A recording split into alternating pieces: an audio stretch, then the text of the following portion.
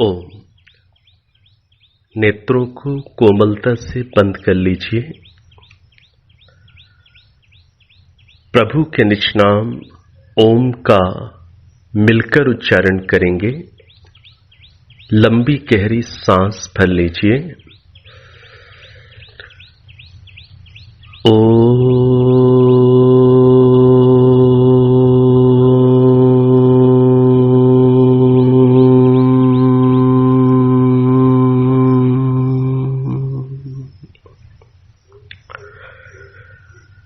सहना भवतु सहनौ भुनक्तु सह वीर्यम् करवावहै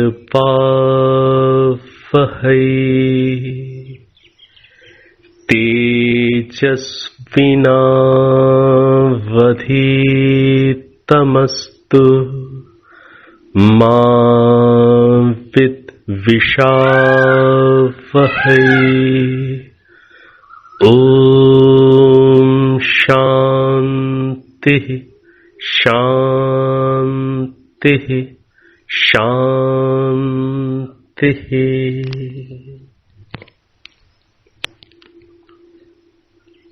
अब आप अपने नेत्रों को खोल सकते हैं।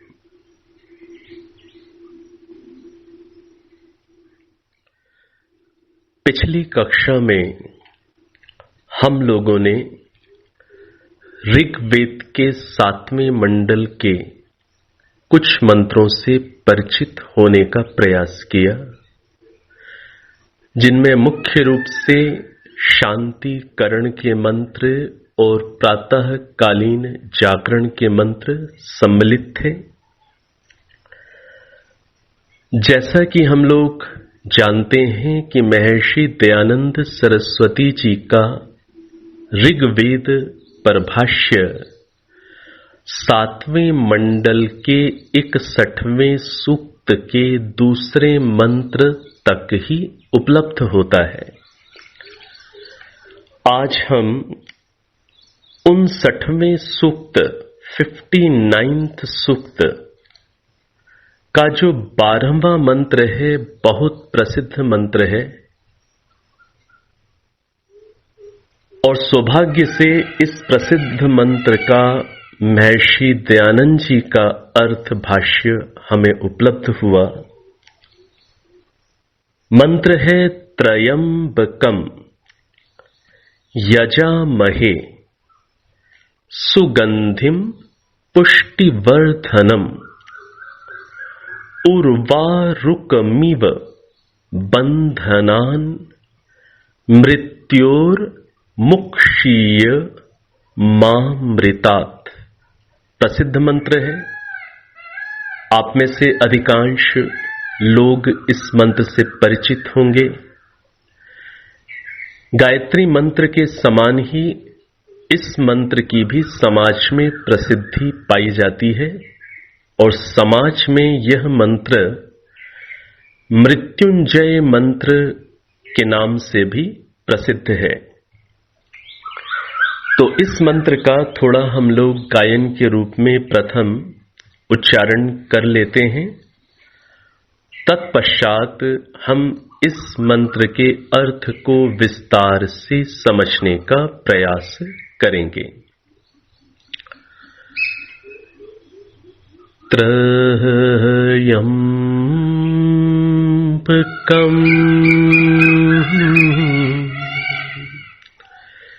यजामहे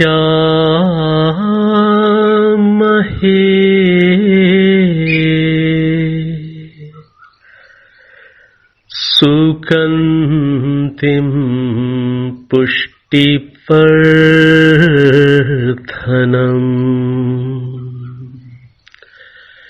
त्रयंबकम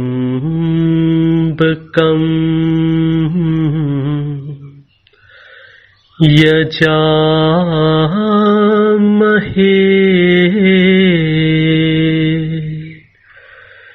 सुगंधिं पुष्टिवर्धनम्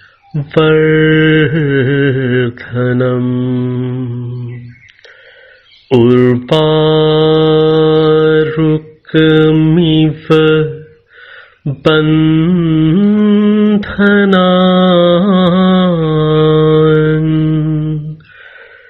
मृत्योर्मुक्षीयः मामृतात् उर्वारुकमिव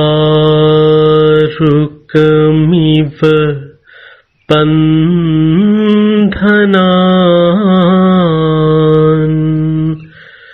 मृत्योर्मुक्षीयः मामृतात्।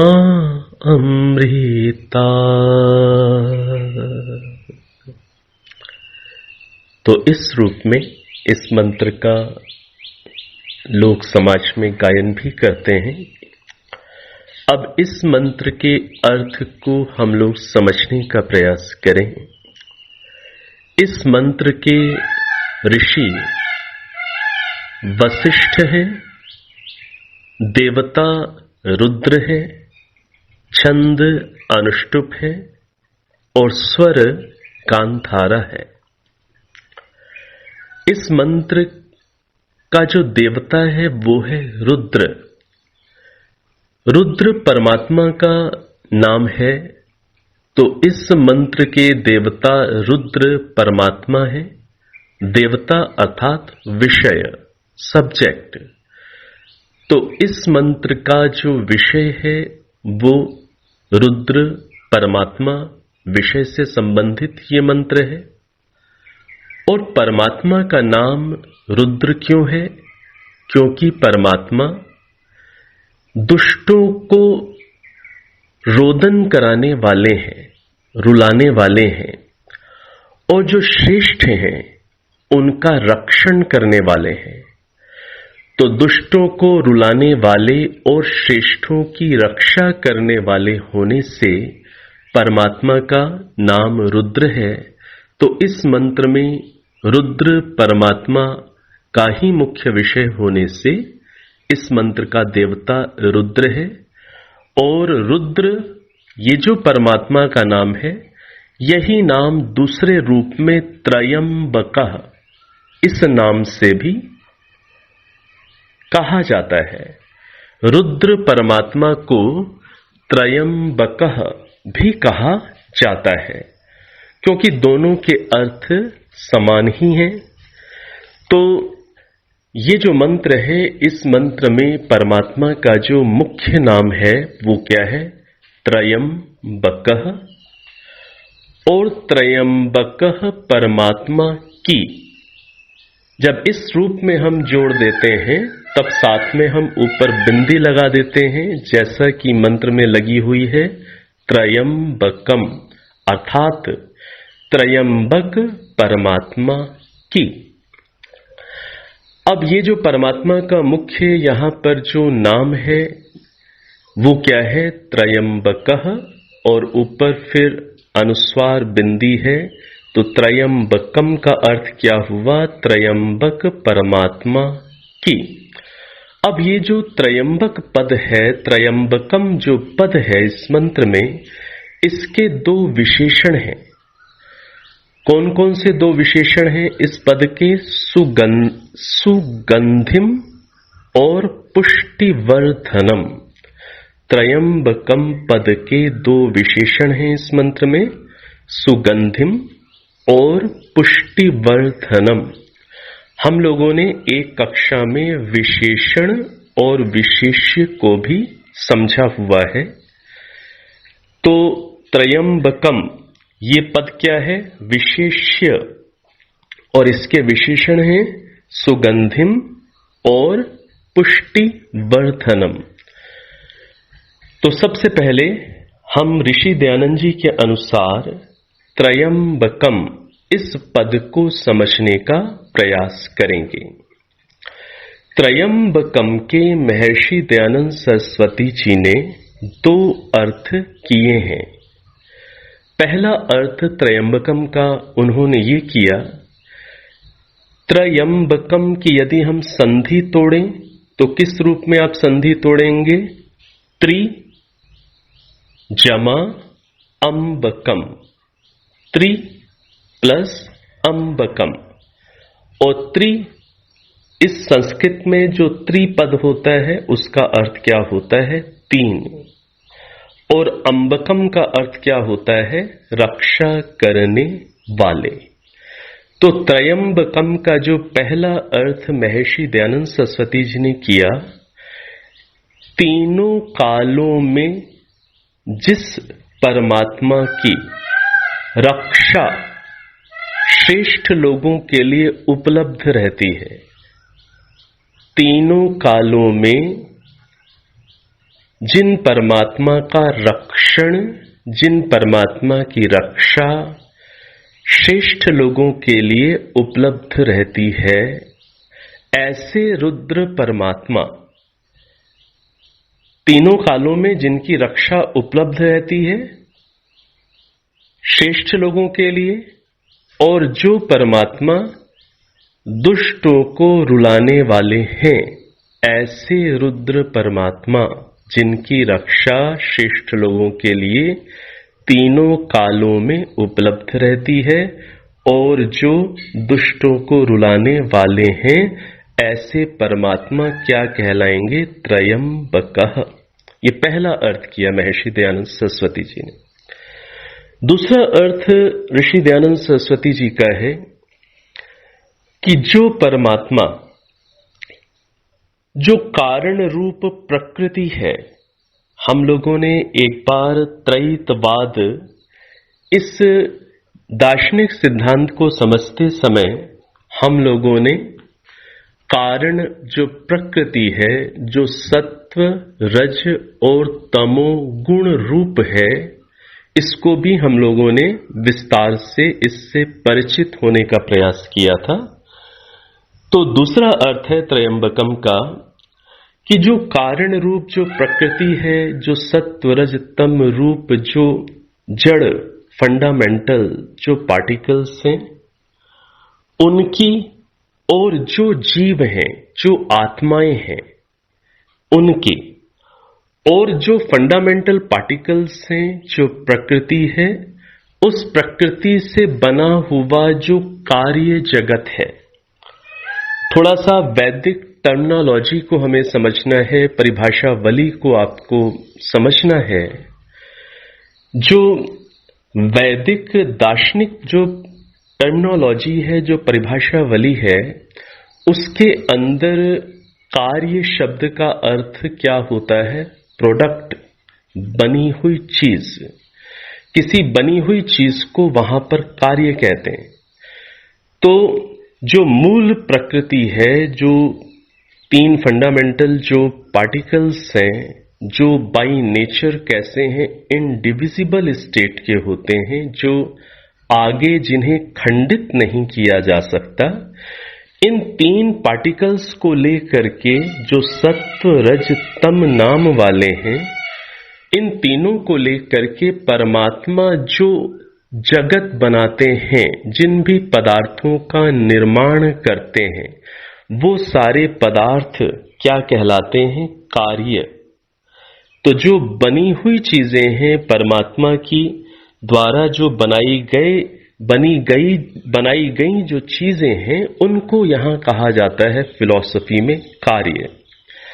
उदाहरण के लिए जैसे एक पॉट मेकर, एक कुम्हार मिट्टी से घड़ा बनाता है, तो मिट्टी तो हो गई रॉ मटेरियल, और मिट्टी का कार्य अर्थात उससे बना हुआ प्रोडक्ट जो घड़ा है, उसको फिलॉसफी की भाषा में, वैदिक फिलॉसफी में उसको क्या बोलते हैं? मिट्टी का कार्य। मिट्टी का कार्य मतलब मिट्टी से बनी हुई चीज, मिट्टी से बनाई गई चीज, वो प्रोडक्ट।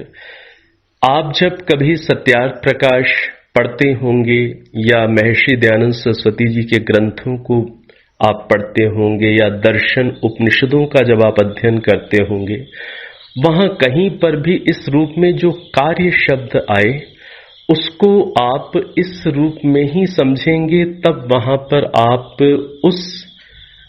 वहां पर जो अभिप्राय है उसको समझ पाएंगे। कार्य का अर्थ यहां पर एक्शन नहीं है, कर्म नहीं है। कार्य का अर्थ क्या होता है? बनी हुई चीज।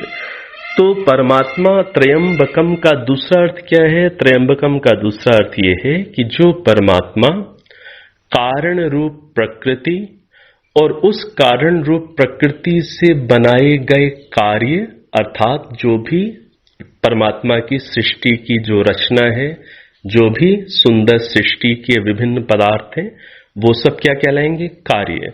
तो कारण रूप प्रकृति और जो बने हुए पदार्थ हैं, जो कार्य हैं और जो आत्माएं हैं, उनकी इन तीनों की रक्षा करने वाले होने से परमात्मा का नाम क्या है? त्रयंबकः।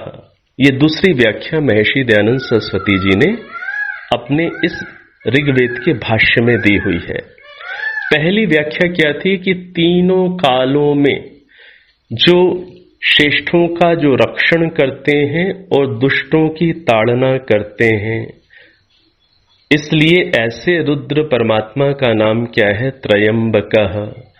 और दूसरी जो व्याख्या है, दूसरी व्याख्या के अंतर्गत जो कारण रूप प्रकृति और उससे बनी हुई इस सृष्टि, इस जगत, बने हुए पदार्थ, जो कार्य हैं, उनकी और आत्माओं की रक्षा करते हैं, इस कारण से परमात्मा का नाम त्रयंबकम है।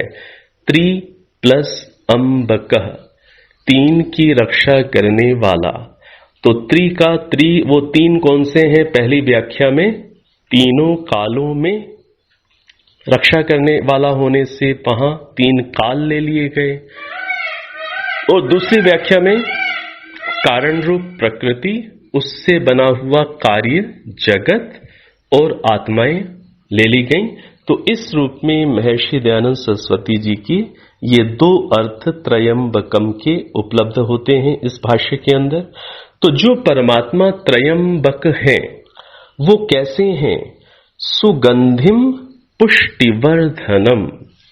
हमने समझा था ना कि ये जो त्रयंबकम पद है इस मंत्र में, वो क्या है? विशेष्य, और उसके विशेषण क्या है? सुगंधिम पुष्टिवर्धनम, ये उसके एडजेक्टिव्स हैं। तो ऐसे परमात्मा कैसे हैं? सुगंधिम पुष्टिवर्धनम, सुगंधि को बढ़ाने वाले, पुष्टि को बढ़ाने वाले। कैसी सुगंधि को बढ़ाने वाले हैं? महर्षि दयानंद सरस्वती जी जो लिख रहे हैं, कैसी सुगंधि को बढ़ाने वाले हैं? महर्षि दयानंद सरस्वती जी लिखते हैं, सुविस्तृत पुण्य कीर्तिम। सुविस्तृत पुण्य कीर्तिम, कीर्ति का अर्थ होता है यश। तो सुविस्तृत, जो व्यापक पुण्य, जो सात्विक व्यापक पुण्य आत्मा करती है, और सात्विक व्यापक पुण्य करने से जो उसको यश मिलता है, जो उसको कीर्ति मिलती है, ये परमात्मा की ही व्यवस्था से मिलती है, परमात्मा की ही कृपा से मिलती है।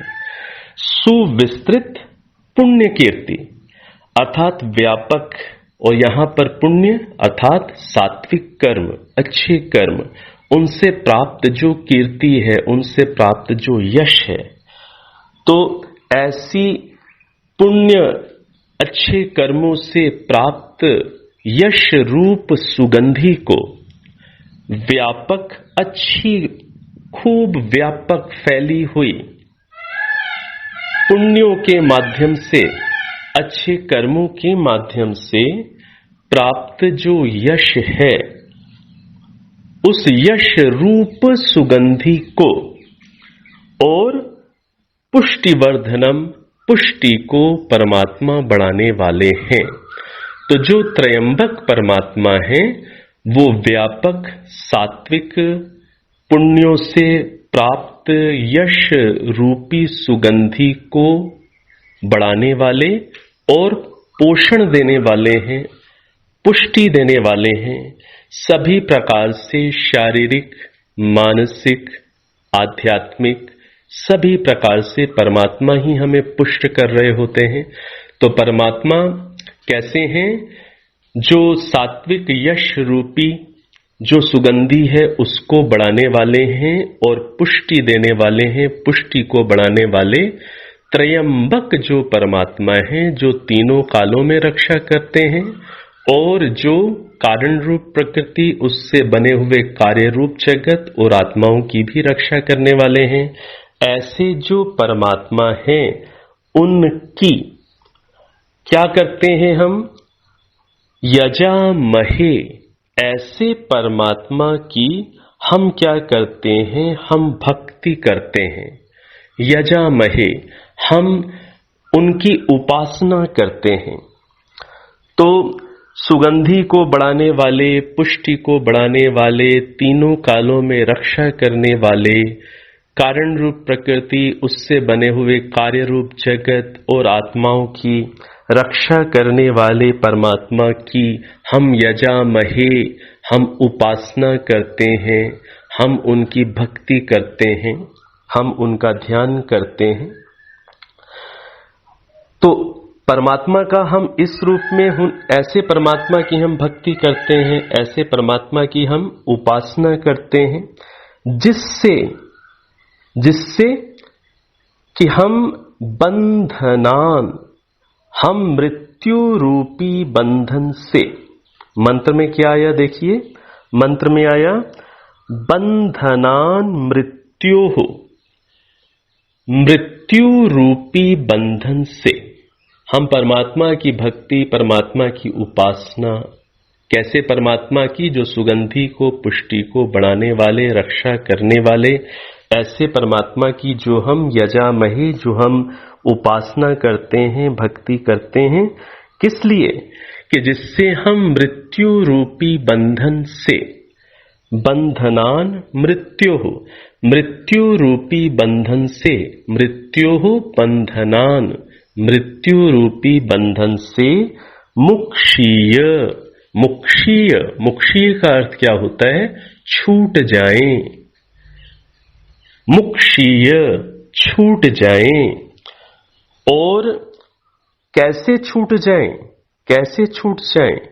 उर्वारुकम इव, उर्वारुकम, उर्वारुकम संस्कृत में जो खरबूजा होता है, खरबूजे को संस्कृत में उर्वारुक, उर्वारुकम कहते हैं। और कहीं कहीं ककड़ी, ऐसा भी अर्थ उर्वारुकम का मिलता है।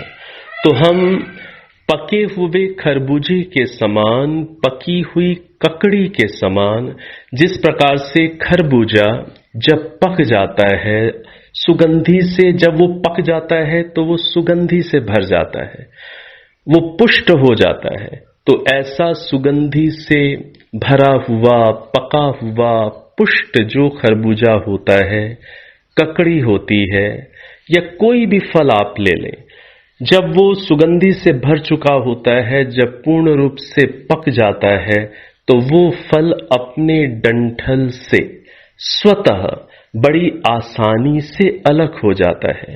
तो उर्वारुकमिव, हम पके हुए खरबूजे के समान, ककड़ी के समान, हम जीवन में हम भी पुष्ट हो जाएं, सुगंधि से भर जाएं। जो सद्गुण हैं, जो वैल्यूज हैं, जो आध्यात्मिकता है, ऐसी सुगंधि हमारे अंदर भर जाए और हम आध्यात्मिक गुणों से पुष्ट हो जाएं, सभी प्रकार से पककर हम एक खरबूजे या ककड़ी के समान, जैसे वो अपनी लता से और डंठल से आसानी से अलग हो जाते हैं, ऐसे ही हम भी मृत्यु रूपी बंधन से हम भी आसानी से अलग हो सकें। और मां अमृतात, मां अमृतात, तो हम कभी भी अमृत से, अर्थात हे परमात्मा आपसे, अमृत स्वरूप आपसे, सत्य से, अच्छाइयों से, आनंद से, शांति से। हम कभी भी आपसे अलग ना हो, हम कभी भी अपने नित्य स्वरूप की अनुभूति से पृथक ना हो। अपने नित्य स्वरूप को, जो हम अपने नित्य स्वरूप में भी हम कैसे हैं? अमृत हैं। अमृत का एक अर्थ क्या होता है? अमरण धर्म। हम अपने नित्य स्वरूप में अमृत हैं। और आप भी कैसे हैं परमात्मा? आप अमृत हैं, आप नित्य हैं और आनंद से परिपूर्ण हैं। तो हम अपने नित्य स्वरूप को भी समझते रहें और आपसे भी जुड़े रहें, आपके आनंद से, आपसे मां अमृतात हम कभी भी अलग ना हो। तो इस मंत्र के अंदर क्या बातें हैं कि सुगंधि को, पुष्टि को, जो फैलाने वाले, बढ़ाने वाले परमात्मा, जो त्रयंबक हैं, जो तीनों कालों में और कारण रूप प्रकृति, कार्य रूप जगत और आत्माओं की रक्षा करने वाले हैं, हम उनकी यजामहे उपासना करते हैं, भक्ति करते हैं, उनकी आज्ञाओं का पालन करते हैं। किस लिए करते हैं? कि जिससे हम मृत्योः बंधनान, मृत्यु रूपी बंधन से मुक्षीय छूट सके। कैसे? उदाहरण दिया, उर्वारुकम इव। इव, इव पद का अर्थ क्या होता है? के समान। उर्वारुकम, पके हुए खरबूजे या ककड़ी के समान। जैसे वो पककर सुगंधि से, पुष्टि से भर करके दूसरों को भी मिठास सुगंधि देने वाला बन करके वो अलग हो जाता है, अपने लता रूपी, बेल रूपी बंधन से, डंठल से अलग हो जाता है। ऐसे ही हम भी मृत्योः बंधनान मुक्षीय, मृत्यु रूपी बंधन से हम भी मुक्षीय छूट जाएं और मां अमृतात हम कभी भी स्वयं के अपने स्वरूप से और परमात्मा जो आप अमृत हैं, जो आनंद से परिपूर्ण हैं, उससे कभी हम अलग ना हो, उसकी हमें कभी विस्मृति न हो। तो ये मंत्र बहुत ही सुंदर अर्थों वाला मंत्र है और हमें ईश्वर से जुड़ने की प्रेरणा देता है। जीवन में अच्छे कर्मों की सुगंधि भरने की प्रेरणा देता है। सद्गुणों से अपने आप को पुष्ट करने की प्रेरणा देता है। गहरी आध्यात्मिक अनुभूतियों की सुगंधि और पुष्टि की ओर हमें प्रेरित करने वाला ये जो मंत्र है, ये मंत्र हमें अपने अमृत स्वरूप और परमात्मा जो अमृत है उनसे जुड़कर जीने की हमें प्रेरणा देता है। तो ये मंत्र बहुत सुंदर है। जिस प्रकार से गायत्री मंत्र का समझ के साथ, भाव के साथ जब हम उसका जप करते हैं, जब भी हम जप करते हैं तो इस बात का विशेष ध्यान देना है कि बड़ी तीव्र गति से जल्दी जल्दी ही मात्र बोलना जप नहीं कहलाता। जब समझ के साथ, भाव के साथ हम इन मंत्रों के भावों में डूबते हैं और इन मंत्रों का साथ साथ उपयोग भी अंदर करते हैं, वही जप की ठीक विधि है।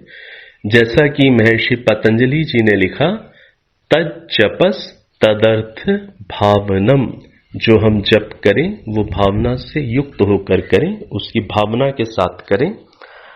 तो जिस प्रकार से गायत्री मंत्र का हम अपनी उपासना के समय, ध्यान के समय ईश्वर से संबंधित जो उपासना, जो मेडिटेशन है, मेडिटेशन अपने आप में बहुत व्यापक फील्ड है, बहुत व्यापक है। तो जो ईश्वर से संबंधित जो ध्यान है, जो मेडिटेशन है, उसमें जिस रूप में हम गायत्री मंत्र का प्रयोग करते हैं, ऐसे ही इस मंत्र का, महामृत्युंजय मंत्र का, त्रयंबकम यजामहे मंत्र का भी प्रयोग किया जाता है। इसका भी आप प्रयोग कर सकते हैं। तो इस मंत्र के अंदर देखिए क्या बात है कि हम मृत्यु रूपी बंधन से छूट जाएं। और मृत्यु रूपी बंधन से हम कब छूटेंगे? जब हम पके हुए फल के सदृश सुगंधि से और पुष्टि से जब हम भर जाएंगे। तो ये जो मंत्र है इसको इसी अर्थ में महामृत्युंजय मंत्र समझना चाहिए कि इस मंत्र को जितना हम समझ के साथ इस मंत्र का प्रयोग करेंगे उतना हमारा मृत्यु से संबंधित जो भय है वो नष्ट हो जाएगा। जितना हम स्वयं के अमृत स्वरूप को जानेंगे, स्वयं के अविनाशी स्वरूप को समझेंगे और अमृत स्वरूप परमात्मा सदा हमारे साथ हैं, जितना और कैसे परमात्मा जो त्रयंबक हैं, जो हमारी रक्षा कर रहे हैं, ऐसे परमात्मा सदा हमारे साथ हैं। किसके साथ हैं? हम नित्य अविनाशी आत्मा के साथ हैं। तो जब हम देह बोध से ऊपर उठकर अपने आप को नित्य अविनाशी अमरण धर्मा आत्मा समझ लेते हैं और परमात्मा की सन्निधि में जब हम होते हैं तब हमें मृत्यु का भय नहीं रहता, क्योंकि हमें ये स्पष्ट रहती है बात कि स्वरूप से ना तो हमारा जन्म होता है ना ही हमारी मृत्यु होती है। आत्मा तो अजर अमर अविनाशी और शाश्वत है, सनातन है। ना ही आत्मा का हमारा ना ही जन्म है ना ही मृत्यु है। हाँ, शरीर से हम आत्मा का जुड़ना हमारा जन्म कहा जाता है और शरीर से अलग होना हम आत्माओं की मृत्यु कही जाती है। तो जब व्यक्ति इस तत्व बोध में आ जाता है, स्वयं के स्वरूप को समझता है और जो सच्चिदानंद स्वरूप परमात्मा है उनकी सन्निधि में जीता है, तब क्या होता है? उसे मृत्यु का भय नहीं रहता। तो कई बार व्यक्ति इस मंत्र का उपयोग इस दृष्टि से कर रहे होते हैं कि यदि हम इस मंत्र का जप करेंगे तो हमें मृत्यु नहीं आएगी। ऐसा भाव मंत्र में नहीं है।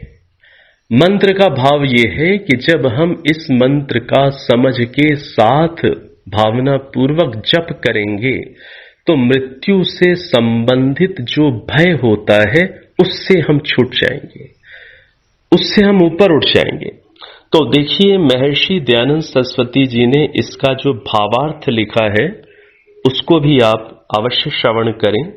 महर्षि दयानंद सरस्वती जी लिखते हैं, इस मंत्र में उपमालंकार है। उपमालंकार, उपमा अर्थात किसी चीज की उपमा देकर बात समझाई गई है। तो इस मंत्र में किसका उदाहरण देकर, कौन सी उपमा देकर बात समझाई गई? उर्वारुकम इव, इव के समान। इव का अर्थ क्या होता है? के समान। वो व्यक्ति कैसा है?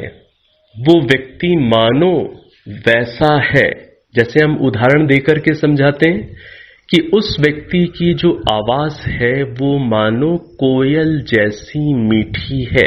तो यहां पर क्या हुई?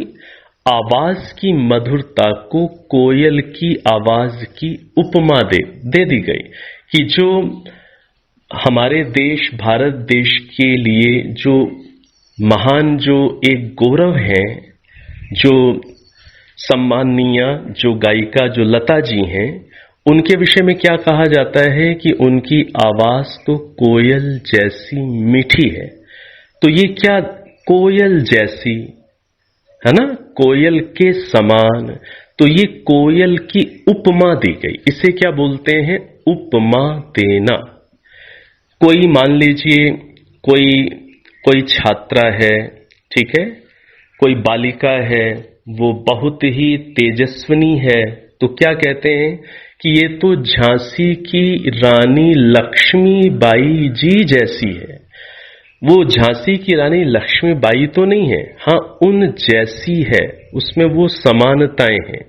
तो उपमा देना, कोयल की जैसी मीठी आवाज है या झांसी की रानी लक्ष्मीबाई जी जैसी वो पराक्रमी है, साहसी है ना, वो वीरांगना है, ये इस रूप में उपमा दी जाती है। तो हम किस प्रकार से मृत्यु रूपी बंधन से छूट जाएं? किस प्रकार से छूट जाएं? जिस प्रकार से एक पका हुआ फल अपनी लता रूपी बंधन से या डंठल से जिस प्रकार से पका हुआ फल छूट जाता है, वैसे हम छूट जाएं। तो एक उदाहरण देकर जो बात समझाई गई तो उसे क्या बोलते हैं, उपमा देकर के समझाना। तो यहां पर जहां पर भी इस रूप में बात कही जाती है तो उसे क्या बोलते हैं कि उस मंत्र में क्या है, उपमालंकार। एक कक्षा में हम लोगों ने समझा था श्लेष अलंकार, और अब इसमें हम समझ रहे हैं उपमालंकार। तो देखिए, तो यहां पर चूंकि पके हुए फल का उदाहरण देकर के बात को समझाया गया है, इसलिए ऋषि क्या लिखते हैं, इस मंत्र में उपमालंकार है। हे मनुष्यों, हम सब लोगों का उपास्य जगदीश्वर ही है, जिसकी उपासना से पुष्टि, वृद्धि, उत्तम यश और मोक्ष प्राप्त होता है। हम सब लोगों का उपास्य जगदीश्वर ही है, जिसकी उपासना से पुष्टि, वृद्धि, उत्तम यश और मोक्ष प्राप्त होता है। तो जिसकी उपासना से क्या क्या प्राप्त होता है, पुष्टि प्राप्त होती है, वृद्धि प्राप्त होती है, उत्तम यश प्राप्त होता है और मोक्ष प्राप्त होता है, और मृत्यु संबंधी भय नष्ट होता है। जिसकी उपासना करने से मृत्यु संबंधी भय नष्ट होता है, उस परमात्मा का त्याग करके अन्य की उपासना हम लोग कभी ना करें।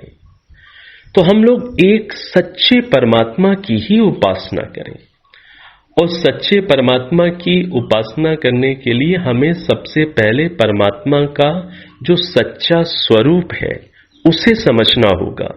तो वेदों के माध्यम से हम परमात्मा का सच्चा स्वरूप समझकर सच्चे परमात्मा की जब हम उपासना करते हैं, उपासना मतलब जब हम उनके सानिध्य में जीते हैं, उनकी सन्निधि में स्वयं को रखते हैं। परमात्मा तो सदा हमें उपलब्ध हैं, सदा हमें प्राप्त हैं, लेकिन हम ही कहीं बाहर घूमते रहते हैं। तो जब हम इस अवेयरनेस में जीते हैं और कि परमात्मा हमारे साथ हैं, जब हम उनकी सन्निधि में जीते हैं और जब हम उनकी सन्निधि में जी करके उनके गुणों को अपने जीवन में धारण करने वाले होते हैं, तो इसे क्या बोलते हैं, ईश्वर की उपासना करना। जब हम ऐसा करते हैं तो हमें हमारी पुष्टि होती है, वृद्धि होती है, उत्तम यश की प्राप्ति होती है, मोक्ष की प्राप्ति होती है, और मृत्यु संबंधी जो भी भय है वो नष्ट हो जाता है। तो हम सच्चे परमात्मा की ही उपासना करें। हम कल्पना के माध्यम से कुछ भी परमात्मा का स्वरूप मानकर हम ऐसे कल्पना जन्य परमात्मा के स्वरूप की उपासना न करें। हम वेदोक्त सच्चे परमात्मा की उपासना करेंगे तो इन फलों को हम प्राप्त हो जाएंगे, जो यहां पर भावार्थ में ऋषि ने बताए। तो इस रूप में इस मंत्र को स्पष्ट रूप से इस रूप में समझना है कि जब हम इस मंत्र को अच्छी प्रकार से जपते हैं भावपूर्वक, तो मृत्यु से संबंधित जो भय है वो नष्ट हो जाता है। तो मृत्यु से संबंधित भय नष्ट हो जाता है, और धीरे धीरे इस मंत्र के अनुसार जब हम अपने जीवन में सुगंधि लाते हैं, अपने आप को आध्यात्मिक गुणों से पुष्ट करते चले जाते हैं, तो हम मोक्ष प्राप्त करने के जब इस रूप में अधिकारी बन जाते हैं या बन जाएंगे, तब ये जो इस मंत्र के अनुसार हम मृत्यु रूपी बंधन से छूट जाएंगे। तो इस कारण से, इन दो कारणों से इसे मृत्युंजय मंत्र कहा जाता है। मृत्युंजय मंत्र का इसी रूप में इसका अर्थ समझिएगा कि ये मृत्यु से संबंधित भय से छुड़ा देता है और मृत्यु रूपी बंधन से छुड़ा देता है। इस मंत्र को इसी रूप में मृत्युंजय मंत्र समझिए, ना कि इस रूप में कि इस मंत्र का जप करने वाले की कभी मृत्यु नहीं होगी। जिसने भी शरीर को धारण किया है, एक ना एक दिन तो इस शरीर से वियोग होगा ही होगा। तो जहां पर भी संयोग है वहां पर वियोग भी छुपा हुआ है। हम आत्माओं का इस शरीर से संयोग हुआ है तो फिर वियोग भी होगा, और वियोग का नाम ही मृत्यु है। तो इस रूप में मानकर कि इस मंत्र का हम जप करेंगे तो मृत्यु कभी नहीं आएगी, ये यदि कहीं किन्हीं की ऐसी मान्यता हो तो वो उसे थोड़ा सा शुद्ध कर लीजिए, उसे ठीक कर लीजिए, वेदों के अनुसार कर लीजिए। तो मृत्युंजय का अर्थ क्या हुआ कि इस मंत्र के जप से मृत्यु से संबंधित भय हमारा छूट जाता है, और धीरे धीरे योग्यता बढ़ाते बढ़ाते जब हम मोक्ष को प्राप्त करने के पात्र हो जाते हैं, तब हम मृत्यु रूपी बंधन से या जन्म मरण के प्रवाह से हम अलग हो जाते हैं। इन्हीं अर्थों में इसे मृत्युंजय मंत्र समझें। तो ये बड़ा अच्छा रहा कि महर्षि दयानंद जी का इस मंत्र पर हमें भाष्य उपलब्ध हो सका, क्योंकि ये 59वां जो सूक्त है उसका ये अंतिम मंत्र है। इसके बाद 60वां सूक्त और 61वां सूक्त, 61वें सूक्त के केवल प्रारंभ के 2 मंत्र, यहीं तक ऋषि का भाष्य हमें उपलब्ध हो सका। तो इस मंत्र पर हमें भाष्य उपलब्ध हो गया, जो बहुत ही मुख्य है। यह हम सबका सौभाग्य है। तो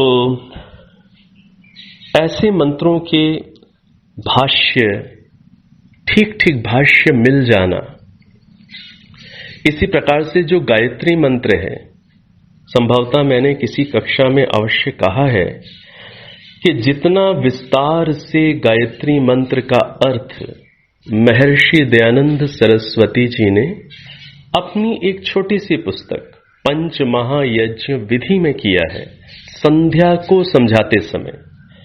मैंने एक कक्षा में अवश्य ही निवेदन किया है आप लोगों से कि जो संध्या है, वैदिक संध्या, शन्नु देवी रभिष्टय, ये वाली जो वैदिक संध्या है, इस वैदिक संध्या को ऋषि दयानंद सरस्वती जी की पंच महायज्ञ विधि पुस्तक से ही समझिएगा, वहीं से अर्थों को ग्रहण करिएगा और वहीं से संध्या की विधि को समझिए। वहां पर विधि है, टेक्निक है। तो संध्या जो महर्षि दयानंद सरस्वती जी ने पंच महायज्ञ विधि में जो समझाई है, उसमें उन्होंने जो गायत्री मंत्र की जो व्याख्या की है, उतनी विस्तृत व्याख्या मेरी जानकारी में कहीं पर भी नहीं है। तो गायत्री मंत्र पर एक जिस प्रकार से हमें बहुत ही विस्तृत व्याख्या प्राप्त होती है, इसी प्रकार से ये त्र्यंबकम यजामहे मंत्र भी हमें मिल गया।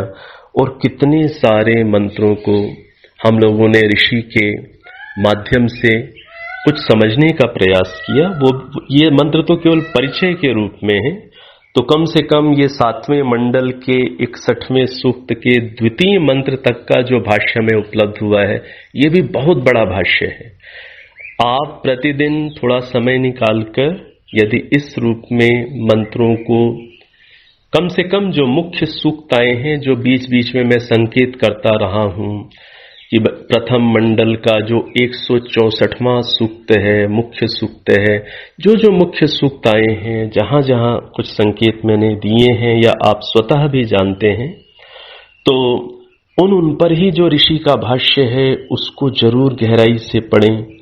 और जो हमारे जो प्रतिदिन के अंदर जो हम संध्या करते हैं, संध्या के तो सभी मंत्रों का बहुत गहरा अर्थ पंच महायज्ञ विधि में है, उसको वहां से पढ़िए।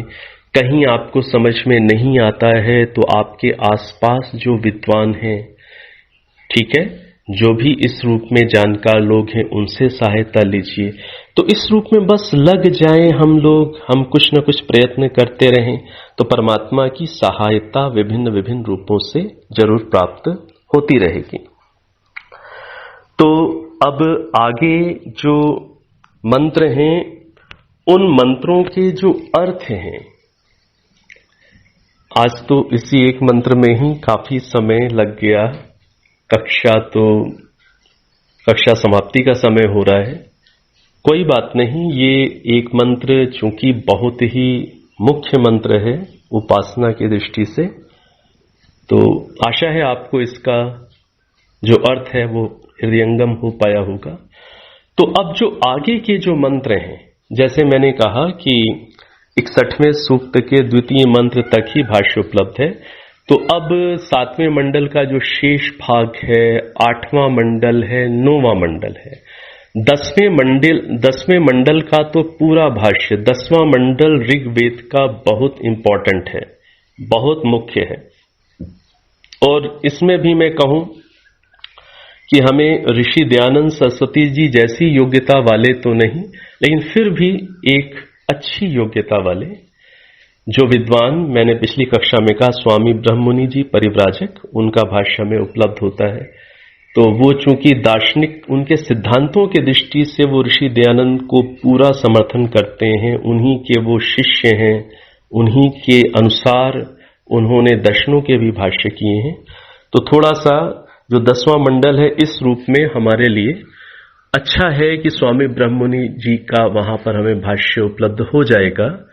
अब जो बीच का ये जो है 8वां मंडल, 9वां मंडल और 7वें मंडल का जो अवशिष्ट भाग है, इसमें जैसे मैंने आपको संकेत कर दिया था, जो सम्मानीय श्री पंडित आर्य मुनि जी हैं, पंडित शिव शंकर काव्य तीर्थ जी हैं और श्री पंडित हरिशरण सिद्धांतालंकार जी, इन सबका फिर मिला हुआ भाष्य हमें 9वें मंडल तक प्राप्त होगा। 10वां मंडल हमारा स्वामी ब्रह्ममुनि जी के माध्यम से हो जाएगा। और जो 8वां 9वां जो मंडल है, इस मंडल पर इसके चुने हुए मंत्रों के भाष्य अन्य विद्वानों के भी हमें उपलब्ध हो जाते हैं। वेद स्वाध्याय के रूप में कई विद्वानों ने मंत्रों के भाष्य, चुने हुए मंत्रों के भाष्य प्रस्तुत किए हैं और इनमें से एक विद्वान हैं, इन्होंने भी बहुत अच्छा भाष्य किया हुआ है। आप लोगों ने संभवतः नाम सुना हो, आचार्य अभय देव विद्यालंकार जी। इनकी लिखी हुई पुस्तक है वैदिक विनय, अच्छी पुस्तक है। हाँ, इस पुस्तक में वैदिक विनय में कहीं कहीं बीच बीच में, बहुत कम लेकिन कहीं कहीं, जो सैद्धांतिक कहीं कहीं कुछ कमियां सी प्रतीत होती हैं कि कहीं कहीं वो हठ योग की साधना या कुंडलिनी जागरण की ओर कहीं संकेत कर जाते हैं, अष्ट चक्रों की साधना की ओर संकेत कर जाते हैं, कहीं कहीं बीच बीच में, बहुत कम हठ योग का कुछ प्रभाव सा दिखता है। उतने अंश को यदि छोड़ दिया जाए तो जो वैदिक विनय पुस्तक है वो मैं कहूं कि लगभग 96-97% उसमें बहुत ही अच्छी पुस्तक है। तो आचार्य अभय देव विद्यालंकार जी ने वैदिक विनय में बहुत मंत्रों की व्याख्या की है और सौभाग्य से 8वें मंडल के लगभग 60 मंत्र मुझे वहां मिले वैदिक विनय पुस्तक में। ऐसे ही 9वें मंडल के भी कुछ मिल गए हैं। तो 8वां 9वां मंडल जैसे भी, जहां पर भी, चूंकि जितना भाष्य ऋषि दयानंद सरस्वती जी का उपलब्ध है उसमें तो मैं ऋषि दयानंद जी को ही सर्वोपरि मानते हुए उन्हीं के भाष्य को ही देखता हूं, पढ़ता हूं। उन मंत्रों का मैं दूसरों का भाष्य नहीं पढ़ता। अब जिन मंत्रों का भाष्य ऋषि का उपलब्ध नहीं है, तो उसमें जो अन्य आर्य विद्वान हैं, वो पंडित आर्य मुनि जी हैं, पंडित शिव शंकर जी काव्य तीर्थ जी हैं, पंडित हरिशरण सिद्धांतालंकार जी हैं, आचार्य अभय देव जी हैं, और भी हो सकते हैं। तो अन्य मंत्रों में जिनका भी भाष्य मुझे आपको समझाने के लिए अधिक उपयुक्त लगेगा, मैं उनका भाष्य लेकर के आपके समक्ष बातों को रखूंगा। हाँ, जहां जहां ऋषि का भाष्य उपलब्ध है महर्षि दयानंद जी का, वो तो मैं वहीं से लेता हूं। जब हम लोग यजुर्वेद करेंगे तो यजुर्वेद का तो सौभाग्य से पूरा भाष्य महर्षि दयानंद जी का उपलब्ध हो जाता है। ऋग्वेद के बाद हम लोग यजुर्वेद करेंगे तो उसमें तो हमें उनका पूरा भाष्य उपलब्ध है। ठीक है, तो इस रूप में अब आगे हम दूसरे विद्वानों की सहायता से आगे के मंडलों को समझेंगे। तो आज समय पर्याप्त हो चुका है। मैंने तो सोचा था कि एक दो मंत्र और करूंगा, लेकिन कोई बात नहीं। तो सातवें मंडल के ऊपर एक कक्षा और कर लेंगे, जिसमें हम कुछ चुने हुए मंत्रों को, जो बहुत अच्छे हैं, प्रसिद्ध हैं, बहुत हृदय स्पर्शी मंत्र हैं, उनके लिए फिर एक कक्षा और हम रखेंगे। तो हमारा सातवां मंडल परिचय के स्तर पर पूरा हो जाएगा। फिर हम 8वें, 9वें और 10वें मंडल को लेंगे। अब एक बार ओम, 3 बार शांति, लंबी गहरी सांस भरें, नेत्रों को बंद कर लें।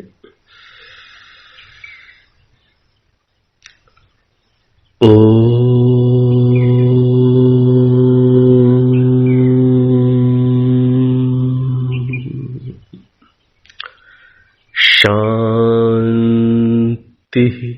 शांति शांति।